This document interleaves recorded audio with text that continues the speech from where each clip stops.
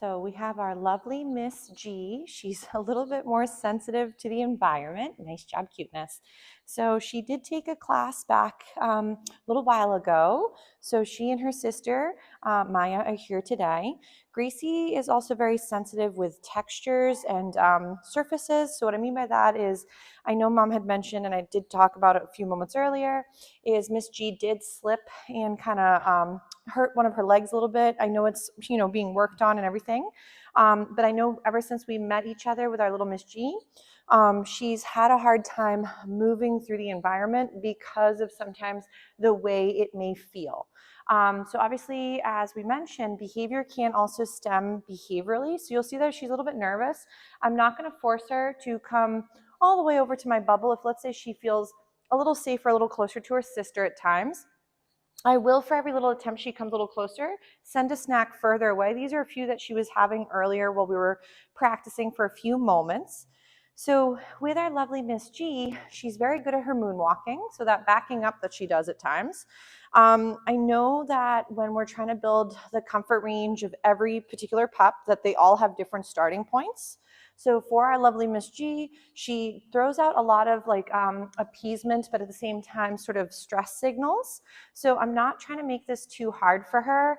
Remember that when practicing, if we are finding that, again, the world is always a level 5 and above, and they can really only function at, let's say 3 and below, that a lot of times, nice job, cuteness, is that we want to try to help our puppies feel as safe as they can.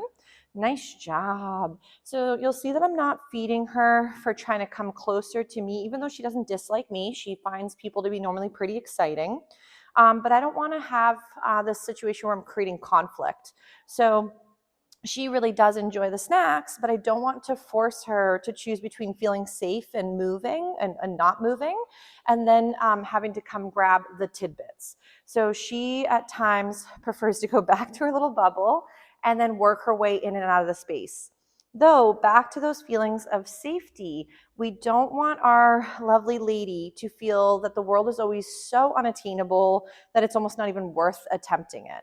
So this doesn't mean flooding. So I know I've touched base on this often in the videos, but also in group classes where, nice job, cuteness, we want to go at the puppy's rate of comfort range. So if we, again, nice job, if we're rushing steps, we may be proving to the puppy that no matter what they're saying for comfort range, the way we work it or the way we expose her is well past that ability. And then it does teach her that no matter what she says, it's going to happen to her anyway. Nice job. So we want to make sure that when we're practicing with Miss G, I know we may have lightly discussed supplements. Remember, those supplements can be hit or miss because it's not always quality controlled. There are different brands that some of my students have done really well with. So there's a company called Composure, which was designed by a veterinarian group, and it's meant to help dogs that are struggling with some anxiety and some difficulty. Remember, though, just like with us, medication on its own may not resolve behavioral troubles because of the fact that we don't create coping mechanisms or ways to deal with things in a healthier method. So if, let's say, your dog is really struggling with certain things in our weird human world, your pup may be a really good candidate for medication. So I am, of course, not a behaviorist. I am not a veterinarian. So I would never go ahead and tell you what to give your beauty. But I would say hey, my dog is at times really struggling. And I can't remember, I think we lightly touched base on potential medication for our little lady.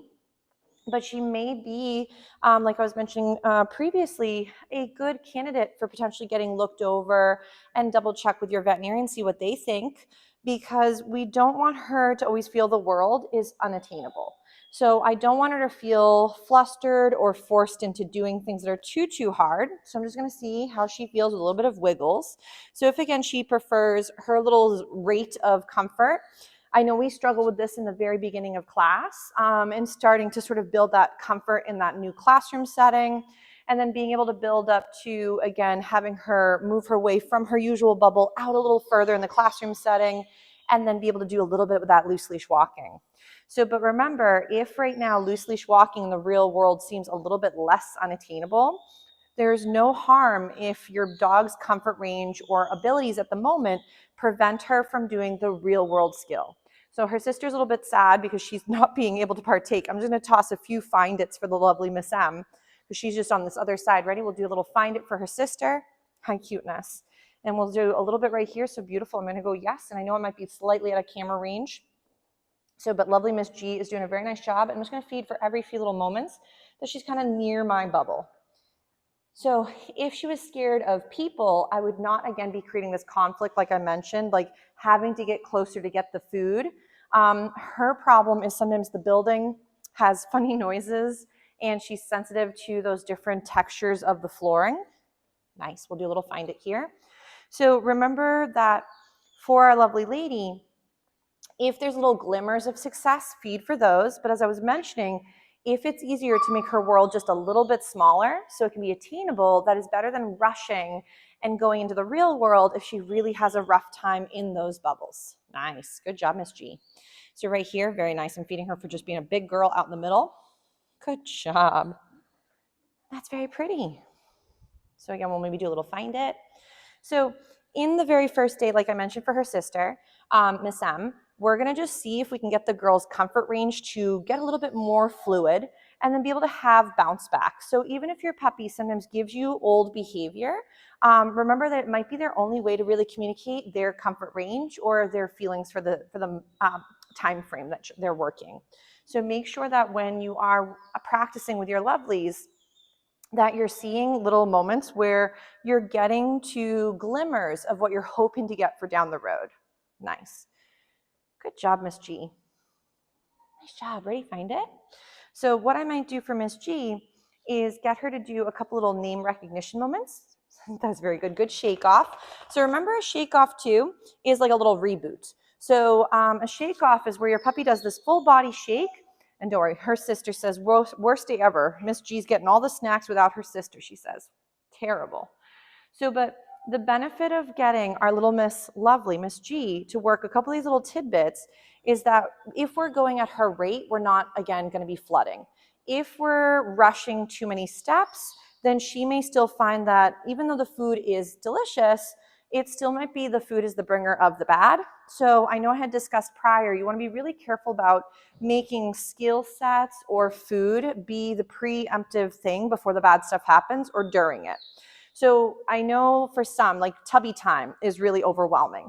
And if we were to, for example, lure the puppy with a nice big chunk of hot dog into the tub or into the bathroom and then close the door and give them the tub, the next time you try to lure them again, oh my goodness, chewing. The next time you try to lure them again, your babe might think, gee, luring of food equals it could be another bad bath experience. So we want to be careful about creating our food as a negative or poisoning the availability for food. And you also want to be very careful about ruining or poisoning a cue or a skill set. So for our lovely Miss G, we'll maybe give her a little breather. I'll go assist her sister for a second too. And then I'd like to work a little bit with maybe both the girls and see if that helps them feel a little bit more comfortable. I know we don't want the girls to be a two-headed dog. So what that means is for some dogs, as opposed to helping one or both, they sometimes both almost take the exact same behavioral troubles you were having, and now they both do it. So double trouble does sometimes happen. So we will want to see if I can practice with both the ladies, see if we can help boost some confidence while working certain skills independently while near each other. So we'll give the girls a little breather, and I'll go grab Miss M, and we'll try a little bit with both the girls for a moment.